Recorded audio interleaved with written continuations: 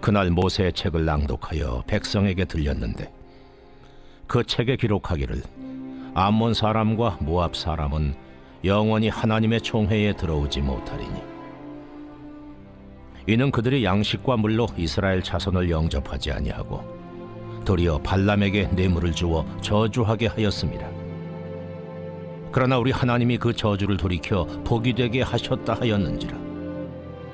백성이 이 율법을 듣고 곧 섞인 무리를 이스라엘 가운데에서 모두 분리하였느니라. 이전에 우리 하나님의 전의 방을 맡은 제사장 엘리야십이 도비아와 연락이 있었으므로 도비아를 위하여 한 큰 방을 만들었으니 그 방은 원래 소재물과 유향과 그릇과 또 레위 사람들과 노래하는 자들과 문지기들에게 11조로 주는 곡물과 새 포도주와 기름과 또 제사장들에게 주는 거제물을 두는 곳이라. 그때에는 내가 예루살렘에 있지 아니하였느니라.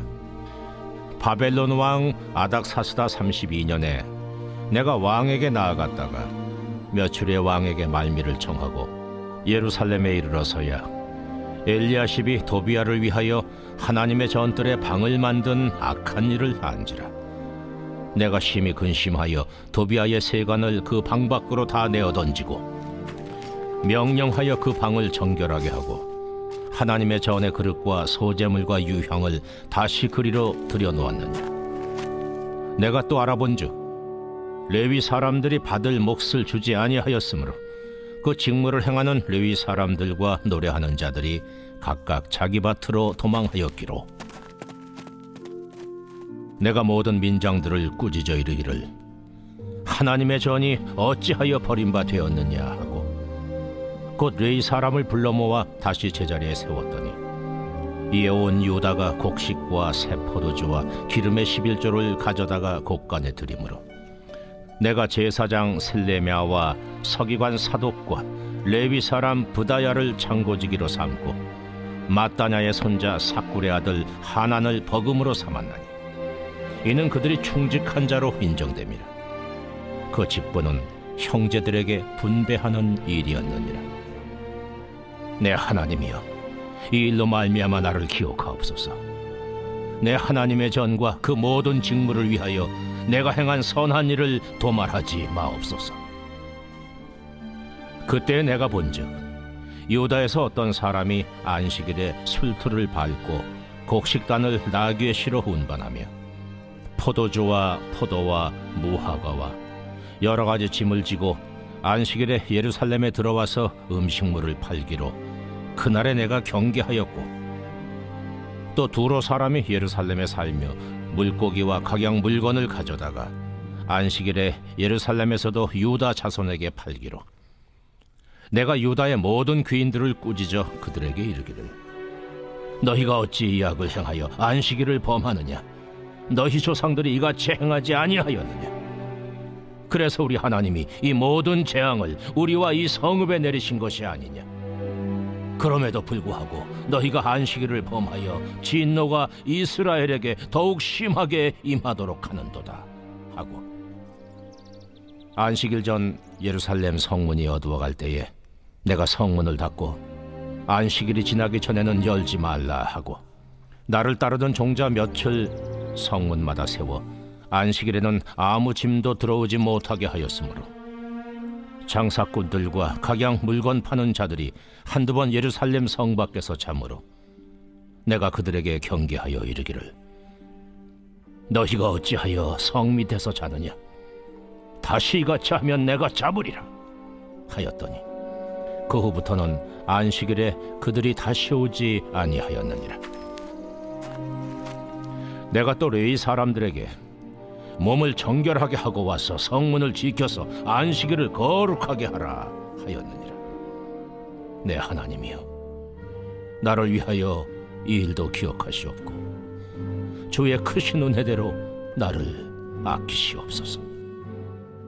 그때 내가 또 본즉 유다 사람이 아스돗과 암몬과 모압 여인을 맞아 아내로 삼았는데 그들의 자녀가 아스돗 방언을 절반쯤은 하여도 유다 방언은 못하니 그 하는 말이 각 족속의 방언이므로 내가 그들을 책망하고 저주하며 그들 중 몇 사람을 때리고 그들의 머리털을 뽑고 이르되 너희는 너희 딸들을 그들의 아들들에게 주지 말고 너희 아들들이나 너희를 위하여 그들의 딸을 데려오지 아니하겠다고 하나님을 가리켜 맹세하라 하고 또 이르기를 옛적에 이스라엘 왕 솔로몬이 이 일로 범죄하지 아니하였느냐. 그는 많은 나라 중에 비길 왕이 없이 하나님의 사랑을 입은 자라. 하나님이 그를 왕으로 삼아 온 이스라엘을 다스리게 하셨으나 이방 여인이 그를 범죄하게 하였나니 너희가 이방 여인을 아내로 맞아 이 모든 큰 악을 행하여 우리 하나님께 범죄하는 것을 우리가 어찌 용납하겠느냐. 대제사장 엘리야십의 손자 요야다의 아들 하나가 호론 사람 산발랏의 사위가 되었으므로 내가 쫓아내어 나를 떠나게 하였느니라. 내 하나님이여, 그들이 제사장의 직분을 더럽히고 제사장의 직분과 레위 사람에 대한 언약을 어겼사오니 그들을 기억하옵소서. 내가 이와 같이 그들에게 이방 사람을 떠나게 하여 그들을 깨끗하게 하고 또 제사장과 레위 사람의 반열을 세워 각각 자기의 일을 맡게 하고 또 정한 기한에 나무와 처음 익은 것을 드리게 하였사오니 내 하나님이여, 나를 기억하사 복을 주옵소서.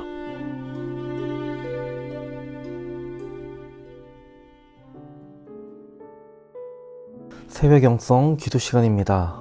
오늘은 느헤미야 13장 말씀 함께 살펴보겠습니다.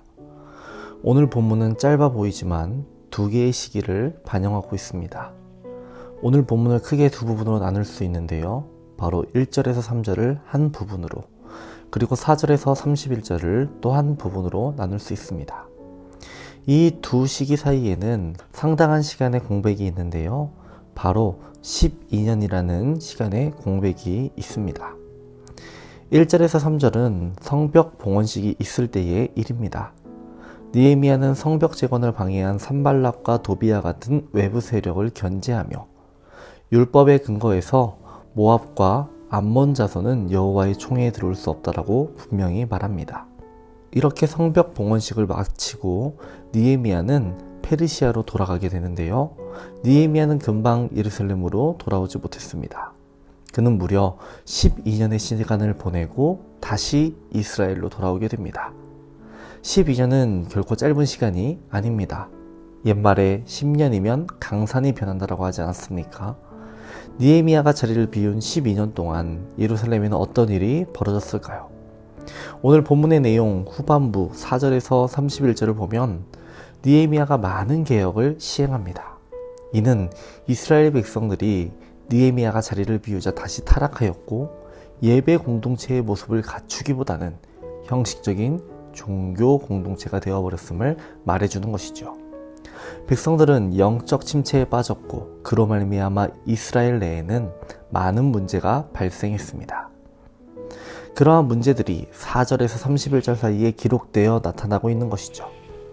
이러한 문제를 해결하기 위해 느헤미야는 이스라엘로 다시 돌아와 개혁을 시행합니다. 느헤미야의 개혁은 4가지로 정리할 수 있습니다. 첫 번째로 성전 정화 개혁입니다. 두 번째로는 11조 회복입니다. 세 번째로는 안식일 준수입니다. 네 번째로는 이방 여인과의 혼인을 금하는 것입니다. 이 4가지는 독립적인 개혁들이 아니라 어느 정도 상호 연관이 되어 있는 개혁들입니다. 느헤미야가 성전 정화를 하게 된 이유는요, 제사장 엘리야십의 타락과 제사장 그룹의 방관 때문입니다.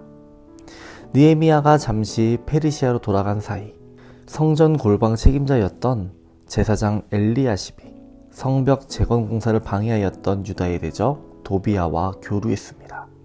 그를 위하여 거룩한 성전의 골방들 가운데 하나를 내어주고 그렇게 함으로 성전을 더럽혔습니다. 느헤미야는 이전에 모압과 암몬의 후손들이 이스라엘의 총회에 들어오지 못하게 했습니다.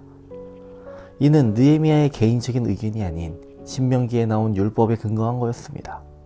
그런데 제사장 엘리야십은 율법을 어기고 대적 모압의 후손 도비야에게 거룩해야 할 성전의 중심을 내어준 것입니다. 도비아가 지내고 있는 방은 원래 제사와 레위인들을 위한 특별한 창고였습니다. 그 방은 원래 소재물과 유향과 레위 사람들과 노래한 사람들과 문지기들에게 11조로 주는 곡물과 새 포도주와 기름과 또 제사장에게 주는 거제물을 두는 곳입니다. 방의 목적이 완전히 달라진 것입니다. 이것은 하나님께 예배드리는 것에 소홀히 했다는 것을 알려주고 있는 것입니다. 이 모든 일이 제사장 엘리야십이 저지른 일이었습니다. 그는 율법에 익숙한 사람입니다. 그런 그가 하나님께서 싫어하시는 모압인을 위하여 하나님의 전안에 특별한 공간을 만들어 주었다는 것은 그가 하나님을 얼마나 무시했는지에 대해서 잘 보여주는 것입니다. 또한 다른 제사장들과 레위인들도 그동안 이러한 사태를 방관한 것을 보면 예루살렘에서 하나님의 율법이 얼마나 무시되고 등한시되어 왔는지를 볼 수 있는 것입니다. 느헤미야는 도비아를 쫓아냅니다. 그리고 그 방을 깨끗하게 하며 원래 용도에 맞게 사용합니다. 다음으로는 느헤미야가 11조를 회복시켰는데요. 이는 백성들이 11조를 하지 않았다는 것을 말해주는 것이죠.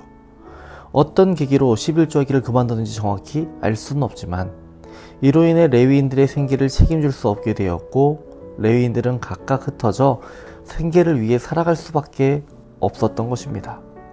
성전에서 봉사해야 할 인원이 성전을 비울 수밖에 없게 된 것이죠. 백성들이 에스라를 통해 그리고 느헤미야를 통해 들었던 하나님의 말씀을 잘 기억하며 붙들며 살았다면 이러한 일은 벌어지지 않았을 것입니다. 제사장의 잘못된 행동을 보고서 그들이 모여서 그들에게 하나님의 말씀이 이러합니다라고 의견을 내고 하나님께 부르짖어 기도했다면 어땠을까요? 하지만 그들은 제사장 그룹의 부정을 보고 행동하지 않았고 단순히 11조 하기를 그만뒀습니다. 이로 인해 이스라엘 신앙 생활의 근간인 성전 제사 제도의 붕괴가 일어난 것입니다. 또한 느헤미야는 안식일을 회복했습니다. 이는 무엇을 말하는 겁니까? 백성들이 안식일을 기억하지 않고 하나님을 생각하지 않았다는 것을 말합니다. 지금 이들의 삶 속에 하나님이 없다라는 것입니다. 이들은 예루살렘에 살고 있지만 평화의 도시에 살고 있지만 이들은 하나님으로 인해 얻는 진정한 샬롬이 아닌 외형적인 도시와 형식만 남아있는 종교적인 도시 예루살렘에 거하고 있는 것입니다.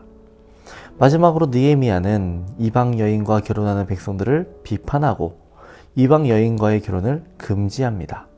이는 무엇을 의미하는 것일까요? 이방 문화를 거부하는 것입니다. 세속적인 문화를 수용하지 말라는 것입니다. 분명한 예배 공동체로서의 정체성을 지키라라는 것을 말하는 것이죠.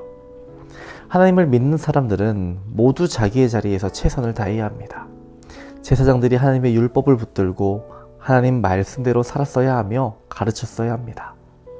일반 백성들은 11조하고 안식일을 지키며 신앙 가운데 있었어야 했습니다. 레위인들은 성전에서 봉사하며 자신의 자리를 지킬 수 있었어야 했습니다. 느헤미야를 통해 성벽을 만들고 봉헌식을 한 것이 끝이 아닙니다. 끝까지 계속되는 싸움이 있어야 함을 오늘 본문이 분명히 말해주고 있는 것입니다. 마틴 루터의 종교개혁에서 중요한 부분은요, 성경을 독일어로 번역했다라는 것입니다. 모든 믿는 이들이 성경을 읽게 되었다라는 것입니다. 진리의 말씀을 알 수 있게 된 것입니다. 우리들 이 점을 기억해야 합니다. 말씀을 잃은 백성은 망하는 겁니다. 이스라엘 백성들 모세오경을 외웠습니다. 그런데 성벽 봉헌식 이후 백성들은 이를 게을리한 것으로 보입니다. 그리고 모세오경을 외운다고 해도 진정한 복음의 의미를 안다기보다는 형식적으로만 종교생활을 했던 것으로 보입니다. 우리들이 만약 의미 없이 형식적 종교생활을 하고 있는 것은 아닌지 돌아봐야겠습니다. 습관에 따라 교회 가는 건 아닙니까? 내가 예배드리고 기도하고 찬양하는 모든 것이 주님의 기쁨이 맞습니까? 나 자신을 돌아보고 주님 앞에 회개하며 결단하는 진정한 예배자로서는 저와 여러분 되시기를 주님의 이름으로 축원합니다. 오늘의 공동기도 제목은 교회를 위한 기도입니다. 교회의 부흥과 영적 회복을 위해서 이 땅의 교회가 복음으로 돌아가기를, 선교와 전도의 문이 활짝 열리기를 기도해 주시기 바랍니다. 우리 함께 기도하겠습니다. 주님, 오늘은 느헤미야 13장의 말씀을 살펴보았습니다. 이스라엘 백성들이 느헤미야가 자리를 비운 사이 영적으로 나태해지고 율법을 지키지 않으며 형식적인 신앙생활로 변질해 갔음을 보았습니다. 혹시나 우리도 습관적으로 예배하고 형식적으로 기도하며 말씀을 읽어도 마음에 새기지 않는 것은 아닌지 우리 자신을 돌아보기 원합니다. 주님, 우리의 마음을 새롭게 하여 주시고 하나님께서 기뻐하시는 거룩한 예배자로 설 수 있도록 우리를 도와주시옵소서. 교회와 담임 목사님을 위해 기도합니다. 담임 목사님의 사역 가운데 늘 함께 하시고 영육간의 강건함을 더하여 주옵소서. 목사님의 말씀을 통해 병든 자가 치유되고 상한 마음이 회복되며 영적으로 어두웠던 이들이 빛을 보게 되는 놀라운 기적 경험하게 하여 주옵소서. 주님, 이 땅의 교회가 다시금 복음으로 돌아가게 하여 주옵소서. 형식적인 신앙에서 벗어나 성령 충만한 예배 공동체가 되게 하여 주시옵시고 선교와 전도의 문이 활짝 열리게 하여 주시옵소서. 태중의 아이를 기다리는 성도 있습니다. 자녀를 선물로 주옵소서. 사고로 입원한 성도들 있습니다. 빠르게 회복되게 하여 주옵소서. 암과 싸우고 있는 박우진 권사님, 이영숙 권사님, 박재성 권사님, 김세영 권사님, 유은영 권사님, 오유미 집사님, 황인호 집사님, 김영도 집사님, 정삼균 집사님, 박서연 청년, 유규민 청년에게 치유의 빛을 비춰주시옵소서. 어떠한 약부작용도 없게 하여 주시옵시고 온전히 회복되게 하여 주시옵소서. 연로하신 장로님과 권사님들에게 위로와 용기를 더해 주시옵소서. 노년의 삶을 아름답게 채워주시고 마지막 날까지 걸을 수 있는 건강을 주옵소서. 오늘 하루도 우리의 마음을 지키기 원합니다. 믿음을 더하여 주시고 담대함을 허락하여 주옵소서. 주님, 악한 세력으로부터 우리를 지키시고 보호하여 주시옵소서. 감사드리며 예수님의 이름으로 기도합니다. 아멘.